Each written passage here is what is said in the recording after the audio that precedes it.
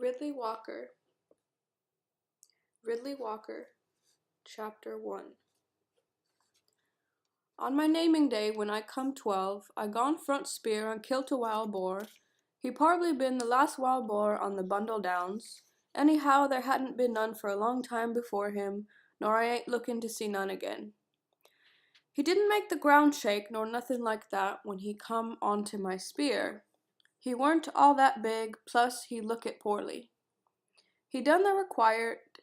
He turned and stood and clattered his teeth and made his rush, and there we were then. Him on one end of the spear, kicking his life out, and me on the other end watching him die. I said, "Your turn now, my turn later." The other spears gone in then, and he were dead, and the steam come up off him in the rain, and we all yelled, "Offert!" The wolf thing felt just that little bit stupid. Us running that boar through that last little scrump of woodling with the forms all round. Cows mooing, sheep baaing, cocks crowing, and us foraging our last boar in a thin grey gurzel on the day I come a man. The bent arse pack been follering just out of bowshot. When the shout gone up, their ears all pricked up. Their leader, he were a big black and red spotted dog. He come for it a little like he been going to make a speech or something, till one or two blokes up at bow, then he slumped back again and kept his farness following us back. He took notice of that leader though. He weren't close enough for me to see his eyes, but I thought his eye been on me. Coming back with the boar on a pole, we come along by the river. It were heavier wooded in there. Through the gurzel you could see blue smoke hanging in between the black trees, and the stumps pink and red where they've been lopped off. Alder trees in there, and charred coal burners in amongst them, working their hearts. You could see one of them in there with his red jumper, what they always wear, making charred coal for the iron ready at Widder's dump. Everyone made the bad luck go away sin when we passed him. There's a story, call it Heart of the Wood. This is it. Heart of the Wood. There is the heart of the wood in the use of story that were a stag, everyone knows that. There is the heart of the wood, meaning the very deep of it, that's another thing. There is the heart of the wood where they burn the charred coal, that's another thing again in it. That's another thing. Burning the charred coal in the heart of the wood. That's what they call the stack of wood, you see. The stack of wood in the shape they do it for charred coal burning. Why did they call it the heart though? That's what this here story tells of. Everyone knows about bad time and what come after. Bad time first and bad times after. Not many come through it alive. There come a man and a woman and a child out of a burning town. They sheltered in the woodlands and foraging the best they could.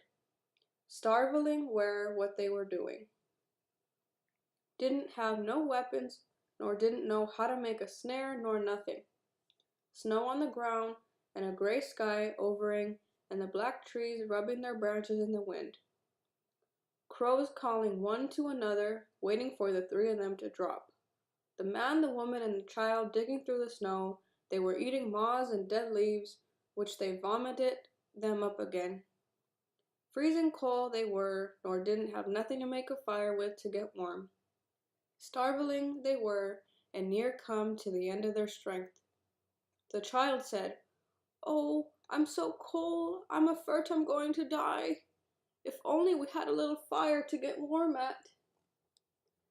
The man didn't have no way of making a fire. He didn't have no flint and steel nor nothing.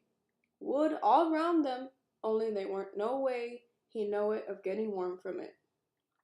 All three of them ready for auntie, they were ready to total and done, when there come through the woodlands a clever looking bloke, and singing a little song to himself.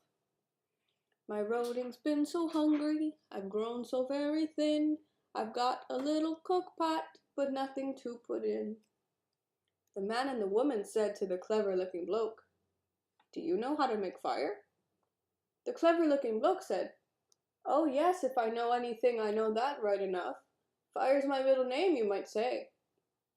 The man and the woman said, "Would you make a little fire? Then we're freezing of the coal."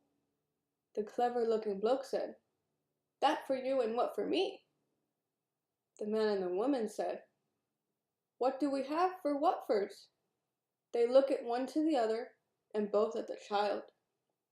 The clever-looking bloke said, "I will tell you what I will do.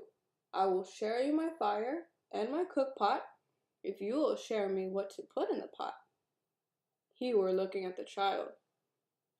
The man and the woman thought, 2 out of 3 alive is better than 3 dead. They said, "Done." They killed the child and drunk its blood and cut up the meat for cooking. The clever-looking bloke said, "I will show you how to make fire, plus I will give you flint and steel and makings.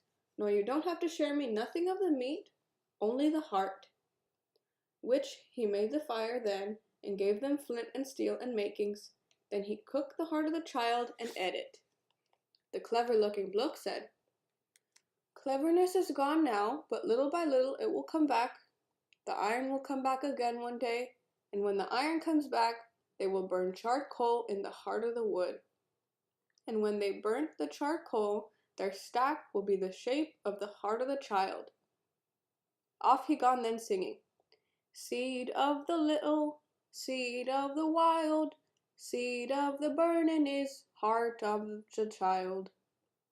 The man and the woman then, eating their child, it were black night all round them. They made their fire bigger and bigger, trying to keep the black from moving in on them.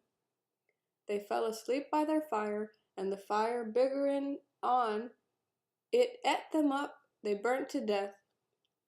They been the old ones, or you might say the auld ones, and become chart coal. That's why they will tell you the alder tree is best for charring coal. Sometimes you will hear of the alder kincher who carries off childer. Out goes the candle, out goes the light, out goes my story, and so good night. Comin' past that alder wood that Gursy morning, I felt my stomach go cold, like the alder kincher been putting eye on me. No one never had nothing much to do with the charcoal burners, only the dyers on the forms. Once a year, the charcoal burners, they come into the forms for their new red cloth, but in between they kept to the woodlings. It were full of the moon that night. The rain lilt off the sky, cleared, and the moon come out. We put the boar's head on the pole up on top of the gatehouse. His tusk glimmered, and you could see a dried up trickle from the corners of his eyes, like one last tear from each. Old Lorna Elswint, our tell woman up there, getting the tell of the head. Little kids down below playing full circle 9 ways, singing. Horny boy rung Widder's bell, stole his father's ham as well, burnt his arse and forked a stone, done it over, broke a bone. Out of good shore, backed his weight, struck Sam's itch for number 8, gone to center next to sea, Cambry coming 3 times 3, Sharna packs and get the pole, when the Archip of Cambry comes out of the hole. Little 2-way dig men, being the Archip going round the circle till it come chopping time. He busted out after the 3rd chop. I used to be good at that. I always rather be the Archip nor one of the circle. I like it the busting out part. I gone up the platform. I took Lorna a nice tender line of the board. She was sitting up there in her doss bag. She'd been smoking. She were high. I give her the meat and I said, "Lorna, will you tell for me?" She said, Ridley, Ridley, there's more to life nor asking or and telling.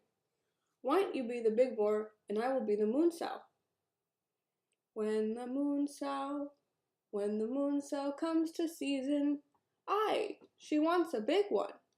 Wants the big boar heavy on her, aye, big boar, what makes the ground shake, wild of the woodling with the white tusk, Aye, that wild big one for the moon sow. She sung that in my ear. Then we freshened the luck up there on top of the gatehouse.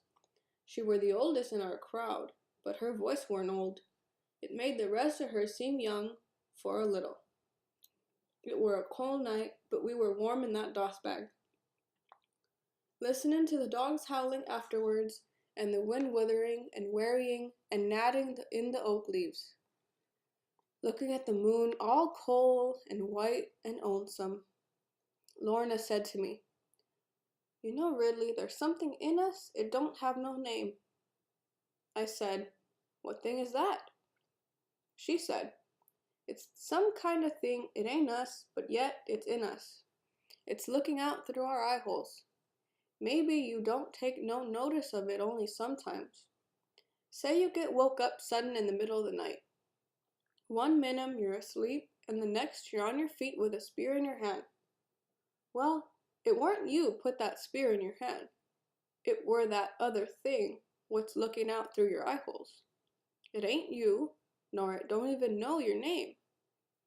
It's in us lorn and lone and sheltering how it can." I said, "If it's in every one of us, there's more in one of it. There's got to be a manying, there's got to be a million and more." Lorna said, "Well, there is a million and more."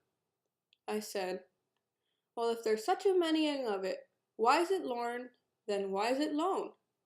She said, "Because the manying and the millioning, it's all one thing, it don't have nothing together with. You look at lichens on a stone, it's all them tiny manyings of it, and maybe each part of it might think it's separate, only we can see it's all one thing.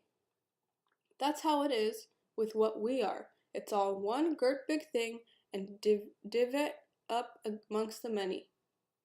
It's all one girt big thing, bigger nor the wool and lorn and lone and lonesome. Tremoring it is, and fairt. It puts us on like we put on our clothes. Sometimes we don't fit. Sometimes it can't find the armholes, and it tears us apart. I don't think I took all that much notice of it when I've been young. Now I'm old, I notice it more. It don't really like to put me on no more. Every morning I can feel how it's tired of me and readying to throw me away. I will tell you something, Riddley, and keep this in remembrance. Whatever it is, we don't come natural to it." I said, "Lorna, I don't know what you mean." She said, "We ain't a natural part of it. We didn't begin when it begun. We didn't begin where it begun. It's been here before us, nor I don't know what we are to it. Maybe we're just only sickness and a fever to it, or boils on the arse of it, I don't know. Now listen what I'm going to tell you, Riddley. It thinks us, but it don't think like us. It don't think the way we think. Plus, like I said before, it's afeard." I said, "What's it afeard of?" She said, "It's afeard of being birthed." I said, "How can that be? You said it's been here before us. If it been here all this time, it must have been birthed sometime." She said, "No, it ain't been birthed. It never does get birthed. It's always in the womb of things. It's always on the road." I said, "All this what you just been telling me be that a tell for me?" She laughed, and then she said, "Riddley, there ain't nothing what ain't a tell for you. The wind in the night, the dust on the road, even the leastest stone you kick along in front of you. Even the shadow of that leastest stone rolling on or standing still, it's all telling." Well, I can't say for certain no more if I had any of them things in my mind before she told me, but ever since then it seems like they always been there. Seems like I've been always thinking on that thing in us what thinks us, but it don't think like us. Our whole life is an idea we didn't think of, nor we don't know what it is. What a way to live. That's what I finally come to writing all this down. Thinking on what the idea of us might be. Thinking on that thing, what's in us, lorn and lone and lonesome.